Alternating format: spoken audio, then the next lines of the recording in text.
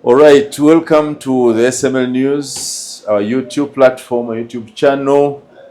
Thank you for following us on YouTube, on TikTok, on our website. Find us there with a lot of content daily on www.smlnewsyugi.com.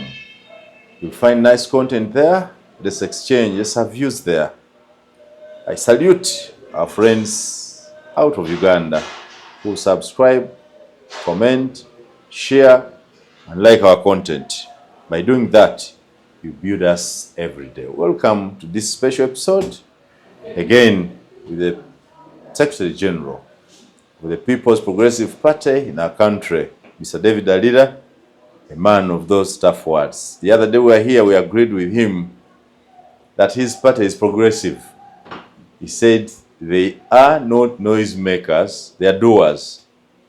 And when I asked for the action, what are they doing? He said, oh, we are working. And I have also proved further that their party president is on ground virtually. And, you know, we have allowed digital and virtual meetings and activities.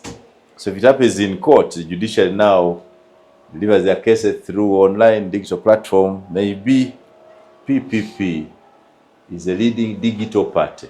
You operate digitally. That also is good and bad depending on what audience you're dealing with. But anyway, welcome to the show. My name is Sir Simon Muyanga Lutaya. Welcome, David. Thank you very much. It's a pleasure always to be here, and I am grateful for the opportunity. I do not take it for granted.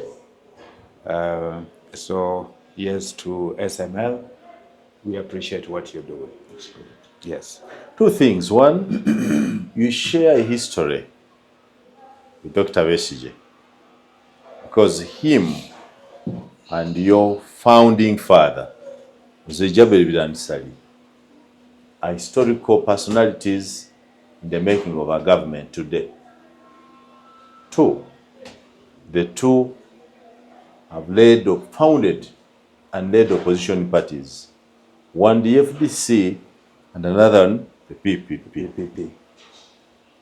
So by common understanding, Dr. Basigye should be a brother of you through your founding father. How come you have remained conspicuously silent about his plight? You have said nothing. You have done nothing.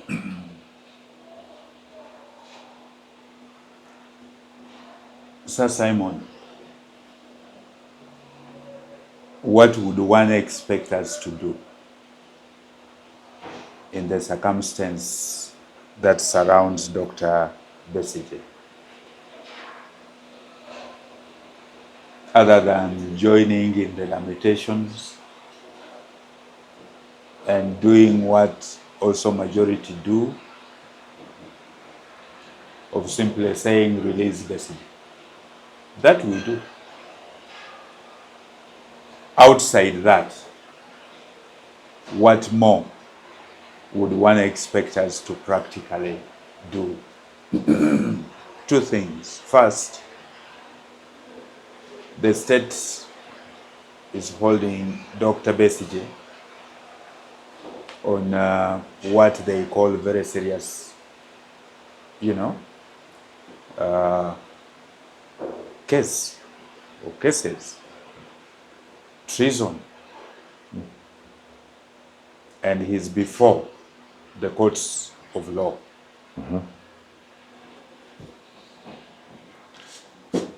Just by that alone, the state successfully suppresses lots of voices because he's before the courts of law. One would not expect you to even make lots of comments around such a case for the mere fact that it is before the courts. But two, many of us believe putting, aside what I've just said, that some of these cases are trumped up. And so the state has a very, very keen eye on who says what, who does what. The other day, you know that Basigye's lawyers, some of them are now with him in jail. The other was denied entry in the country.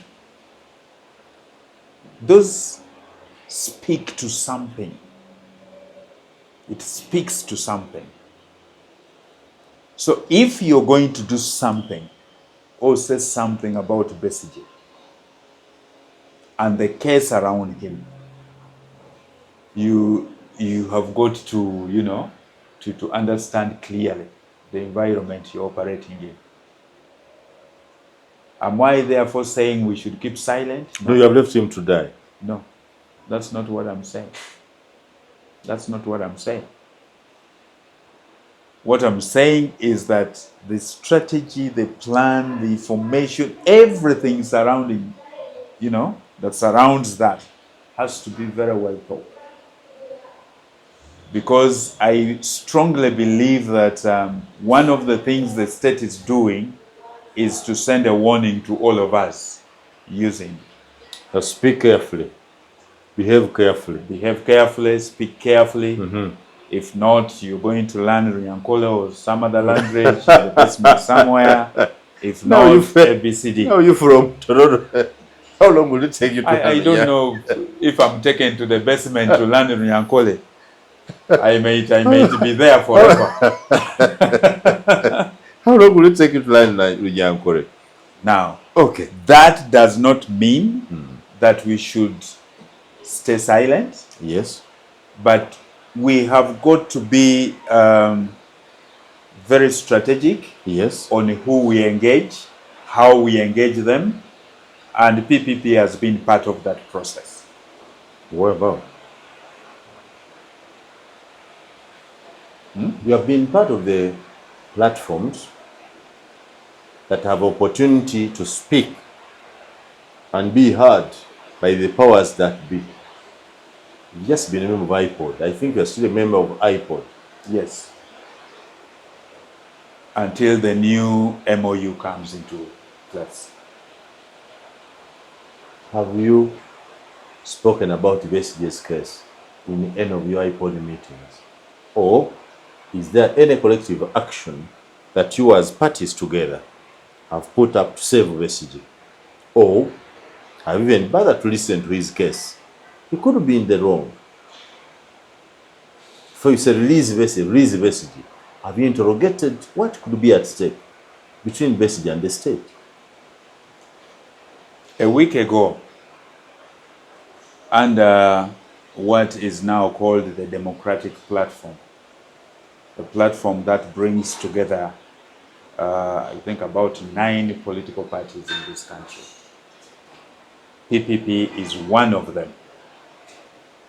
We made joint statements. We held a meeting with the Human Rights Commission. Key in our discussion was the issue of Basigye, because we realized that it is important to go formal, because the talks outside can be taken as noise. We realized that we need to engage institutions that matter on that issue. So we had a meeting with the Human Rights Commission addressing the issue of Basigye. We have also written letters to Parliament. We want to engage with the leadership of Parliament. We've written a letter to the Chief Justice. We want to engage the Chief Justice and therefore that entire institution. We have written a letter intending to meet the NRM, the party, to engage them on these issues and many more, including the police. So we want to go forward, and PPP is part of this process.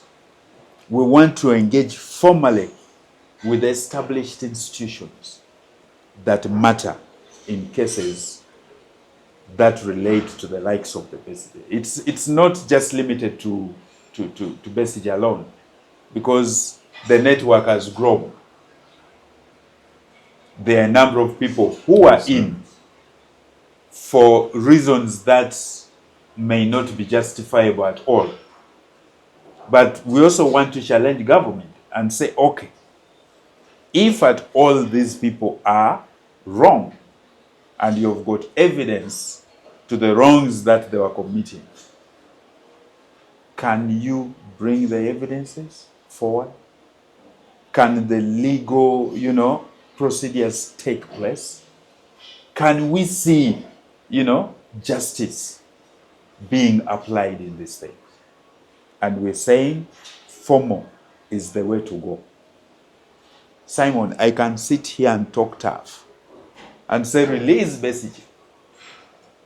And indeed, I am one of the voices saying, release Basigye. And then it ends there. How is it going to help? We have learned that these people are good at ignoring you. You will shout, you will say whatever you're saying, doesn't matter. If you shout too much, then they chivumbi you. And the next thing, the shout moves from release Basigye to where is Chivumbi, release Chivumbi. Then as you shout release Chivumbi, maybe the next person who will be targeted is David Alira, who is saying release Chivumbi. When I am taken in, then the shout shifts from release Chivumbi to release Alira. We cannot continue like that. And we discovered that. We said, no, the best way forward is to engage the institutions. It is good to speak out there. And I am not saying let's keep quiet. No, Ugandans should speak. Ugandans should, shout. That's okay. But as they do that, those of us who are in these institutions that are seen to be the drivers must take a step forward and engage those institutions. So that, for goodness sake, drawing from your experiences, plus years, Basigye is incarcerated, so to speak. What is this that cannot be brought to a conclusion? If you have evidence against the man, let him go through the process, convict him. Let everybody know whatever it is, plain. Let's know this country is rotten. Actually, the moral fabric of our society is gone. We have leaders who don't care. They are happy to keep you in there. David, you have spent 5 years as a member of the Interparty Organization for Dialogue, IPOD. Yes. Do you have anything to show? I do not want to speak for IPOD. But you belonged there? Yes. What did you do there? I do belong there. So what did you do there? I do belong there. For Uganda now? IPOD has its own challenges, but there are also lots of successes that can be attributed to IPOD, including, by the way,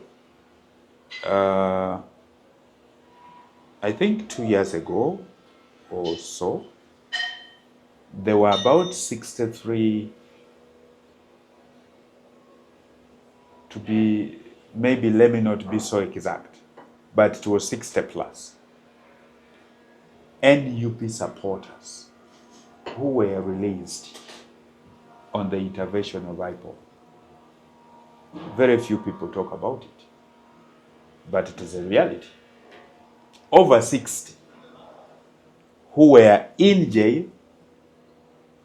without any trial, and the intervention of IPOD caused the release of over 60 of them. That is not a mini, achievement. We're not talking of 1, 2, 3 people. We are talking of 60 plus. The question would be, why were they held in the first place? Did you find it justifiable? Why were they held? These are Ugandans who participate in elections. We call them political prisoners. When you're living in a dictatorship, by the way,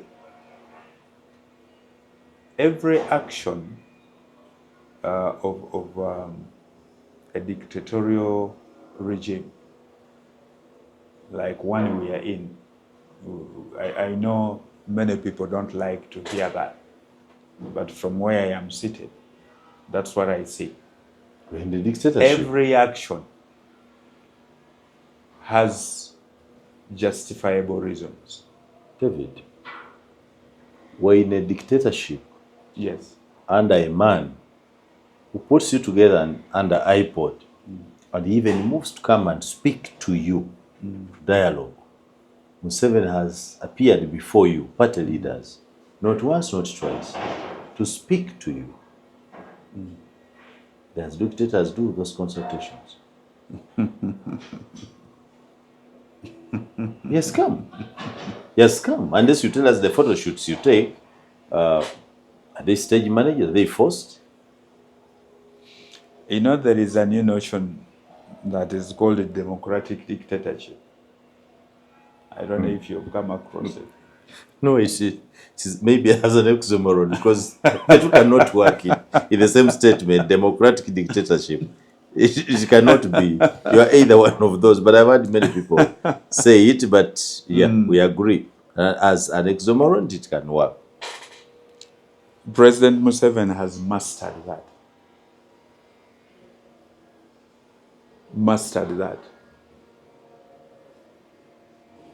A dictator in a democracy.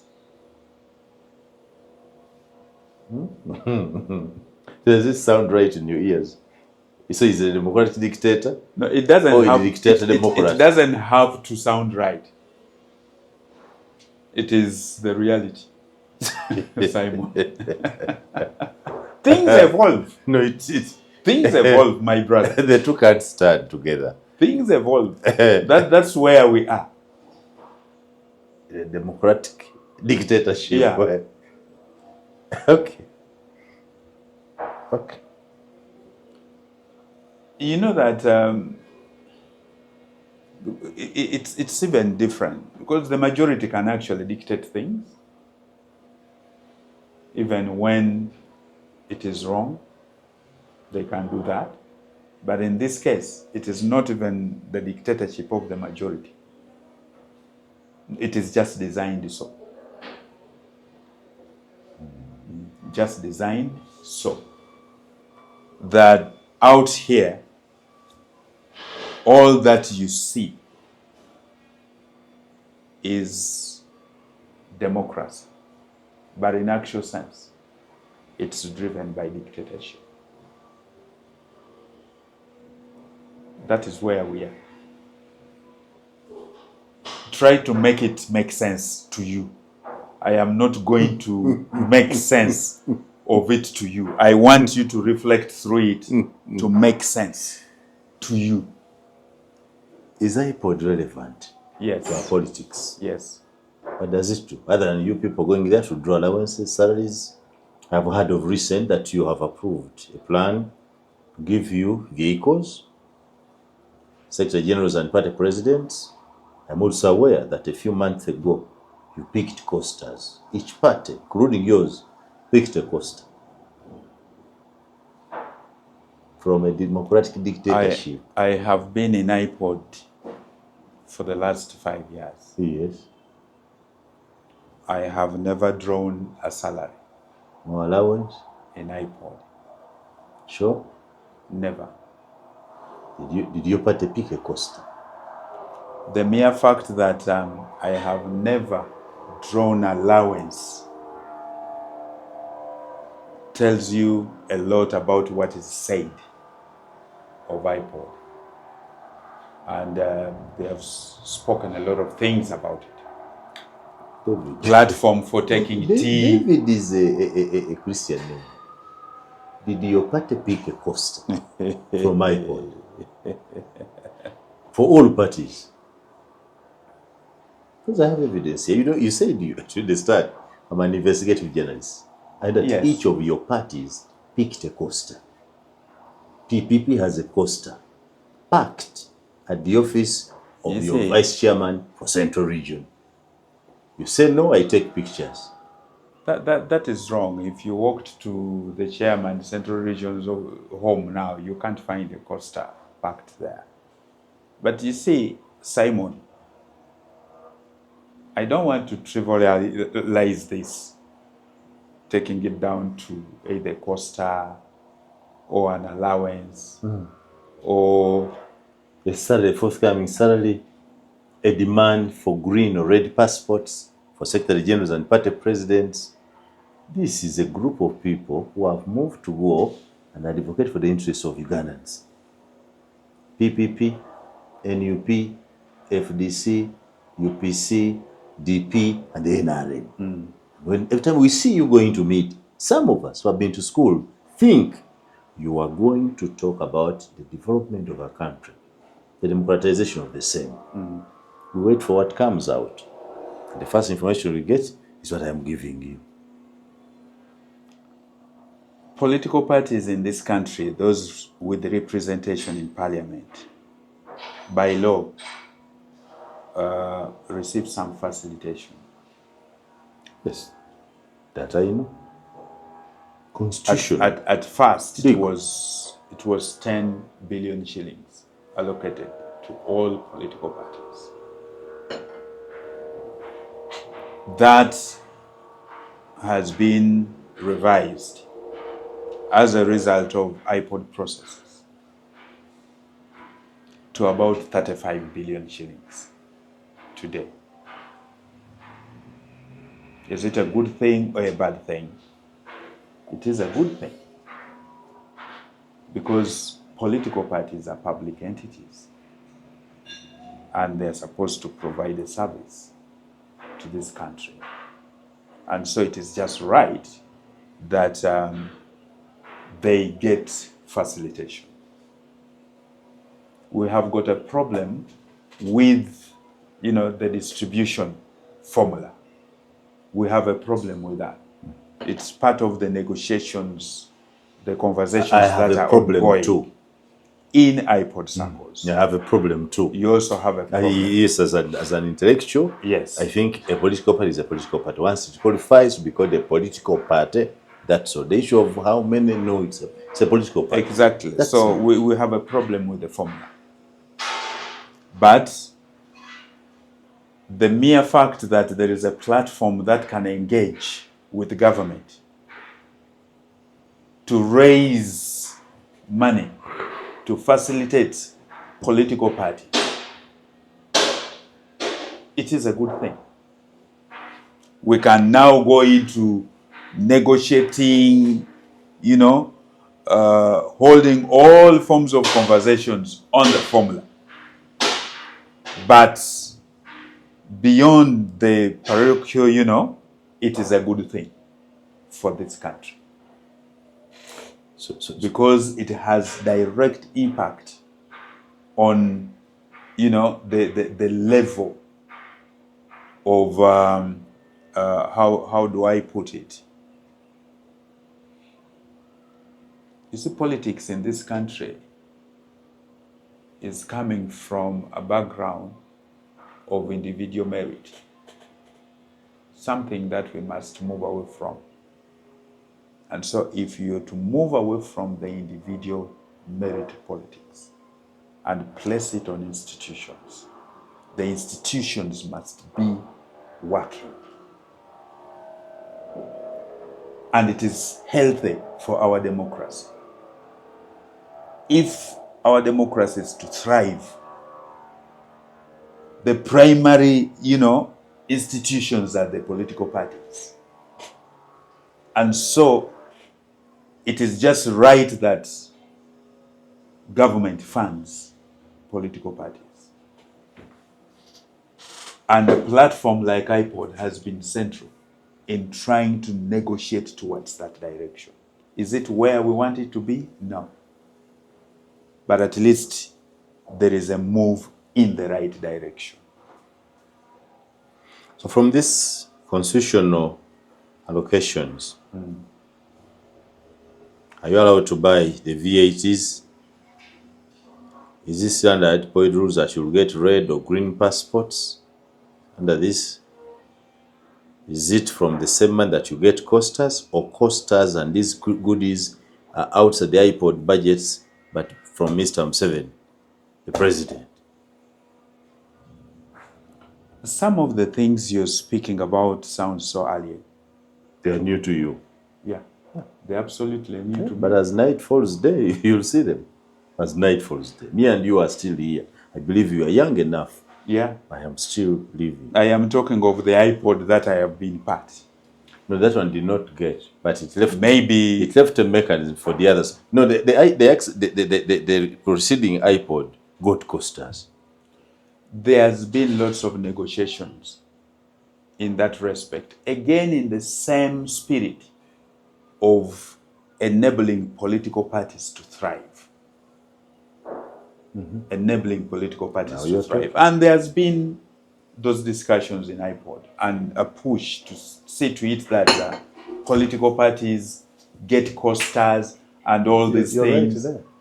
But you're right there, because I've heard you talk of V8. What I don't know these things you're talking about. Those are David, yes. a secretary general yes. of a political party is an important office and person.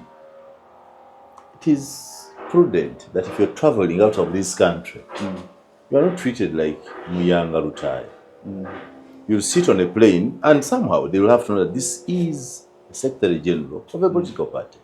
So a green or red passport for that matter is not bad. No, that is okay. Very good. So similarly, that is okay. Similarly, I have not said anything about the green passport. Okay. Similarly, I do not expect to find you on a bus or in a taxi to Tororo. The secretary general. So V8 also is justifiable. That could happen under your leadership. I don't know. Simply pray for me then. Because if I were the man in charge. As it stands today, I am not aware of that that particular. Incidentally, the thing you're making reference to is something I have heard in the public domain, which is completely wrong. That's where I come from. I come from the public domain. Completely wrong. Completely wrong. But yes, with the passports, before PPP joined iPod, there was a discussion to that respect. And I am aware that some of the leaders of the parties at that time, there are those who actually hold the red passports. Maybe speaking to the importance you placed in those offices. I hold a green passport. As a member who joined, I qualified for it. Yes. And I got a green passport. And again, it is just a good thing. It's the right thing. I mean, if we are to grow our democracy, I hold nothing negative about that. Yes, so David, hold on there. The V8 is about to come. Make sure you don't leave before it comes. Well, if it comes, let me pray it comes when I am still part of the iPod. Inside out. But as I speak now, it's not there. No, that has been false information out there. In all fairness, when you convene as a group, yes, with all your party leaders, the secretary generals, and your party president, and practically knowing what you do and how you fare in this country, do you think you can cause change in this country? That you, the other, you can change Uganda from NRM, from something else? There are two things, Simon. there's a common saying that constant dropping wears away stone. You keep the drop running because you don't know when it cracks that stone. So you keep the drops constantly dropping. And I think that is what institutions like iPod should continue doing. But that aside, personally, from my experience now, I have a feeling that political parties need to do more on their own. We just have to fight hard to get the right environment. We must organize ourselves, something that I would say to a great extent for reason A, B, C, D, most parties are not there. Maybe we are also not there. We are walking towards that direction. But the point is that political parties must understand that they are alternative governments and they should organize and walk the talk. We've got to go out there and mobilize and preach our message, which should go, I don't know how people understand. You know, there are common issues that every political party will talk about. They'll talk about upholding democratic principles, human rights, and these are things that we talk about every day. But I think beyond that, as political parties, we have got to come up with alternatives in terms of programs, even in just approaches for us to reach there. So as the dropping continues in these other angles, iPod, I don't know, National Consultative Forum, I don't know what, trying to, engage government to create this, we must be in a position to organize ourselves. That is where the change will come from. It is not going to come from the discussions in iPod. No. We can only push for the right environment, but the work comes down to us as political parties. Oh, good. Thank you, Mr. David Dalila, Secretary General of the People's Progressive Party. It's a wonderful discussion. I hope when you meet there, because we are normally told that when you meet in iPod, like you said, the couple of things that you go to take tea. That some of you are even excited to see Mr. Museveni, to get closer to Mr. Museveni. So we need those photo moments, which is the right thing. But just this week, Uganda, to the parliament, passed a resolution to deploy the UPDF as part of the international stabilization mission in the Gaza Strip. Is it the right thing?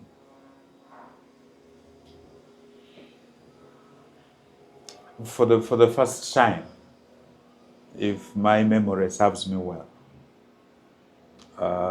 I have seen a minister come before Parliament to, make a case, to seek approval of Parliament to allow the deployment of our troops in Gaza. I want to put a plus to that before I even go into whether or not it is a good thing. On that particular one, I want to put a plus because that is the way to go, not what we've been saying before, where troops are taken out. It is actually a contradiction on the side of government because before then they told us it was not necessary. I have them on record saying it was not necessary to come and seek parliamentary approval for the same. This time around, they have come for the same. So you say it's a plus, yes. Yeah. Maybe a long time they have realized maybe they have realized it is necessary. That it is necessary. Because that is what it is supposed to be. Because now we own it as Ugandans.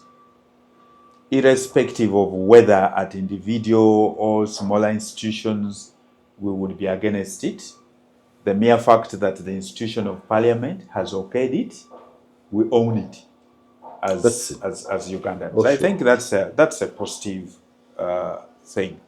Okay. Is it a good thing for us? On a principle, peacekeeping missions, yes. A country, it is a justifiable thing that a country can actually send troops on a peacekeeping mission. On principle, that is also not something that I can say is a bad It's a thing. bad thing. Is this particular one good for us? No.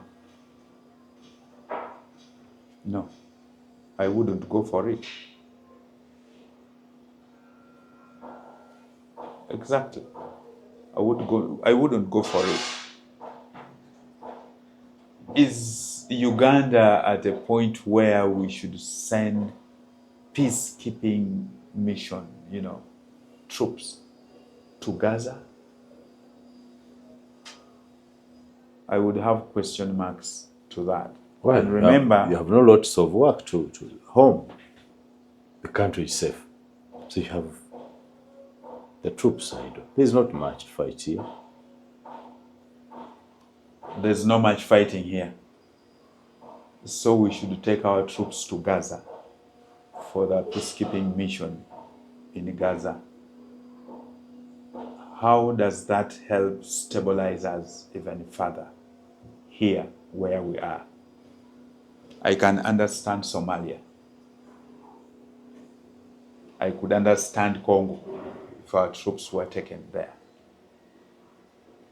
Because whatever goes wrong in our neighborhood can affect us Directly directly. and immediately. Is it the same with Gaza? What is it that we are pursuing there? Okay, I understand for a fact that humanity is the same across. But is it that all the other countries neighboring Gaza and, is it that they have exhausted all the options that Uganda should be the one now to send troops to Gaza? We're there with the support of America. America, I think in terms of numbers, if we focus on troops, could be close to 30 times bigger than Uganda. How many of their troops are on the ground? The Iranians have decimated the force. They are not many. And They are not many. And you know what it means for an American soldier to die. Precisely. You know what it means. So they don't have many to risk. Incidentally, Simon, that is the core of my saying no to Gaza. The value that we place in the life of Ugandans. Is it worth it that Ugandans should die in Gaza? It is worth it for me for a Ugandan to die in Congo because it's protecting his country. By extension, what are we protecting in terms of our national interest in Gaza?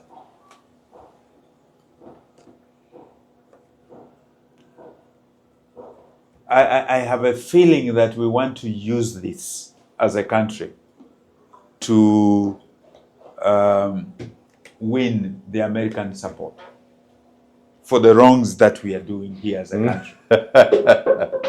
The Americans It could be speculative in a sense. It may be. America supported us always. But, no, of late, Bwana Muyangaluta, I can tell you, Uganda is painted very negatively out there. From a political point of view, the human rights situation in the country, all this nonsense that's going around, or even the Ebola situation. I have a colleague who just went to the US. She arrived yesterday. 21 days of quarantine here in Nairobi. She lives in Nairobi, gets to Amsterdam, 2 hours lost. Trying to, this Ugandan, this one is a Ugandan, isolated. You are checked properly. Everything, they spray you, all that. They want to deport you. You get to America, another 2 hours lost. CDC pushes you on the side. Isolated, spraying, all this. That is what we are selling out there of Uganda. So how do we mitigate that? All right. Send our soldiers to die in Gaza? No. I should also remind you that we are the fastest growing economy in the world. On record, we are one of the fastest growing. One of the fastest growing economies in the world. Rapid. Very interesting. I am a Ugandan who lives in Uganda. I may want to tell you this. Many Ugandans today, and a lot of viewers will testify to this, many do not pick calls that they don't know. Did you know that? Yes. Many. Including me. Including you. I scan and say, but who is this one calling? They don't pick calls that they don't know. I'm waiting for the reason you put to see whether I'm part of them. It is not because they don't want to speak to whoever is on the other side of the line. It is because they are suspicious. The loan sharks. The loan sharks are calling. That call is likely to be coming with either demand or request. Say demand. A demand. Okay? So when you see a call coming, you first scan. If you see one from Sir Simon, you say, I think there's an interview that we can hold. Then so you pick quickly. You pick, Then Alvin calls. When Alvin calls, he said rent. The inside out. You first scan. News, I understand. Much of it is simply because Ugandans do not feel that fast growth you're talking about.